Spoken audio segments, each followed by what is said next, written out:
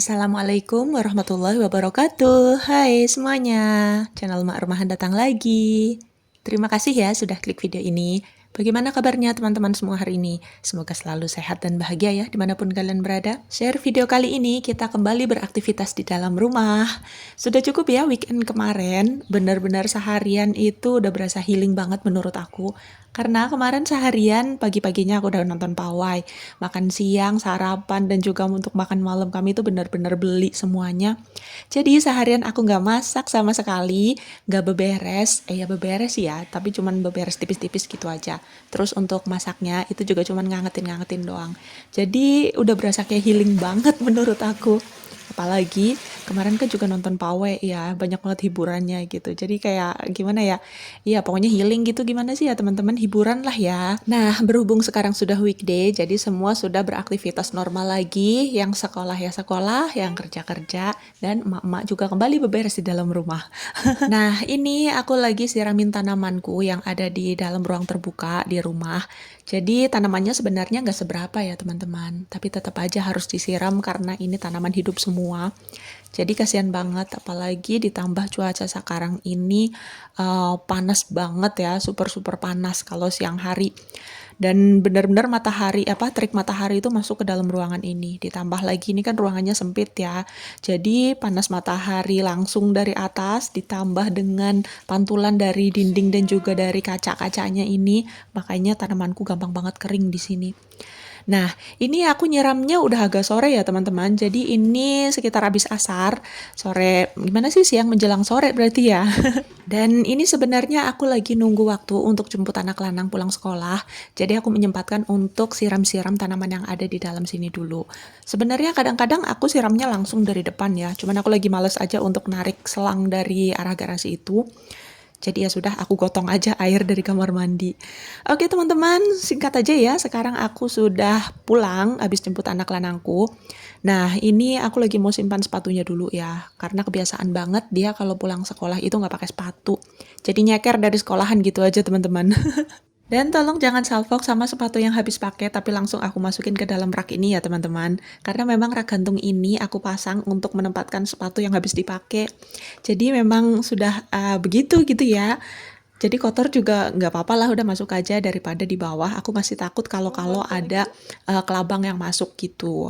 Nah ini tas bekalnya langsung aku bawa masuk ke dalam rumah. Kalau untuk tas belajarnya dia udah bawa masuk sendiri ya. Kita lihat tas bekalnya, coba makanannya dihabisin semua apa enggak. Tadi pagi bekalnya dia ada nasi, ada roti, ada jajanan, ada minuman 2 macam. Nah ini dia, kita buka semuanya ya. Nah ini untuk nasinya ternyata masih ada. Kalau untuk rotinya habis, jajannya juga habis. Terus udah gitu ini ternyata sayurnya sepertinya tidak tersentuh sama sekali. Jadi ini ada sayur bayam. Biasanya dia suka banget sayur bayam kayak gini. Sayur bayam pakai telur di bening gitu teman-teman.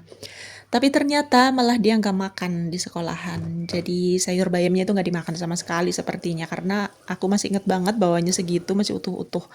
Jadi mau nggak mau sayur bayamnya harus dibuang ya, karena ini kan bikinnya pagi-pagi dan sekarang ini sudah sore, jadi sayur bayamnya sudah tidak layak makan. Ya, mubazir ya teman-teman. Beginilah kalau bawain bekal anak-anak. Kadang-kadang makanan kesukaan dia di rumah kalau sudah sampai di sekolah pun jarang dimakan. Tapi kalau untuk sayuran ya, kalau untuk lauk yang lain sih masih oke-oke aja. Apalagi kalau untuk yang gurih-gurih. Anak-anak tuh suka banget.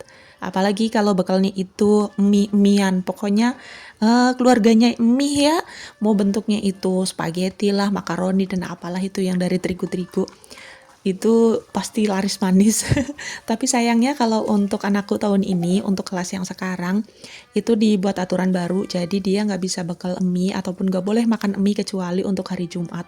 Makanya maknya agak bingung juga nih ya, harus mencari ide-ide bekal yang kreatif. Makanya aku suka banget nontonin ide-ide bekal dari teman-teman YouTube.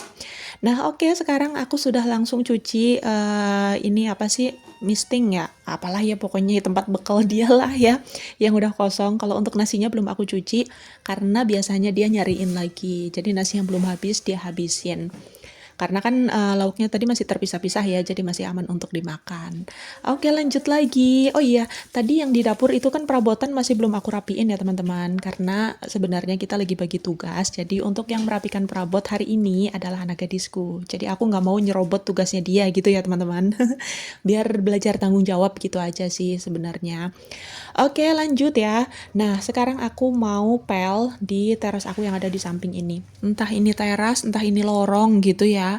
Karena memang bentuknya ya kayak gini, sempit memanjang gitu. Sebenarnya tempat ini biasanya aku pakai untuk jemur pakaian. Tapi kalau pas pakaian atau jemuranku lagi bersahabat ya. Kalau misalnya lagi over, aku nggak jemur di sini. Aku jemurnya di teras supaya lebih cepat kering, lebih cepat selesai kerjaanku gitu. Makanya untuk beres-beres tempat ini juga lumayan jarang aku kerjakan ya. Paling cuma disapu-sapu udah gitu aja. Kalau untuk dipel gitu, paling sekitar 2 hari sekali. Nah, kebetulan akhir-akhir ini memang cuacanya kan panas banget, ditambah lagi berangin juga. Jadi ini lagi banyak banget debu yang masuk ke dalam lorong ini. Makanya langsung aja aku siram-siram kayak gini ya teman-teman. Nah, karena ini juga, makanya aku kadang-kadang tuh agak males juga untuk bersihin sini sebenarnya teman-teman. Karena aksesnya yang lumayan ribet gini teman-teman. Nih, untuk narik selang aja aku harus ngelewatin beberapa kendaraan kayak begini. Padat banget untuk lewat aja susah kayak gini ya. Jadi itulah yang bikin aku malas, tapi tetap aja harus dikerjakan ya, karena untuk kebersihan dan juga kenyamanan kita semuanya juga. Nah, ngomong-ngomong males, di sini aku jadi kepengen cerita ya, karena untuk yang namanya males itu kan susah banget ya teman-teman, apalagi kita sebagai seorang ibu rumah tangga yang kerjaannya itu setiap harinya diulang itu lagi itu lagi. Adalah ya pasti rasa jenuh, rasa bosan dan sebagainya yang itu berujung pada rasa malas atau kadang lebih gampangnya disebut mager gitu ya teman-teman.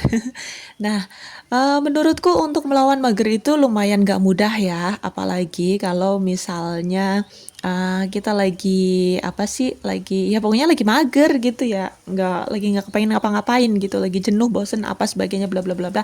Pokoknya intinya tuh mager, nggak mau ngapa-ngapain.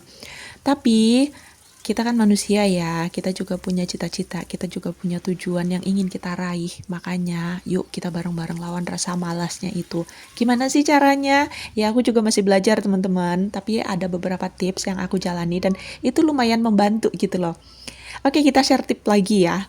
Nah, untuk tips yang pertama adalah tentukan target yang ingin kita capai. Setelah kita tahu dan menentukan target yang ingin kita capai atau cita-cita yang ingin kita raih, insya Allah akan selalu ada jalan untuk mencapainya ya teman-teman, karena di dunia ini nggak ada yang nggak mungkin. Untuk tips yang kedua adalah cari tahu penyebab rasa malas. Nah, penyebabnya itu apa? Kenapa kita menginginkan sesuatu, tapi kok kita malas untuk mengerjakannya? Kita harus tahu dulu penyebabnya apa nih. Setelah ketemu, misalnya penyebabnya itu adalah masalah yang sepele, ya kita hilangkan masalahnya itu. Misalnya ternyata penyebab rasa malasnya itu adalah masalah yang besar, bagaimana caranya kita berpikir terbuka dan bijak supaya masalah besar itu bisa kita perkecil. Untuk tips yang ketiga adalah susun kegiatan yang akan dilakukan. Jadi untuk mencapai target kita itu kan nggak ujuk-ujuk langsung nyampe gitu ya, pasti akan ada prosesnya, pasti akan ada kendala-kendalanya.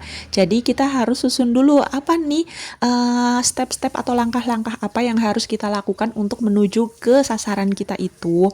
Setelah kita susun, kalau perlu dicatat ya teman-teman, karena kalau di angan-angan doang itu kita suka lupa gitu ya. Jadi kita catat nih step-step apa aja yang harus kita tempuh.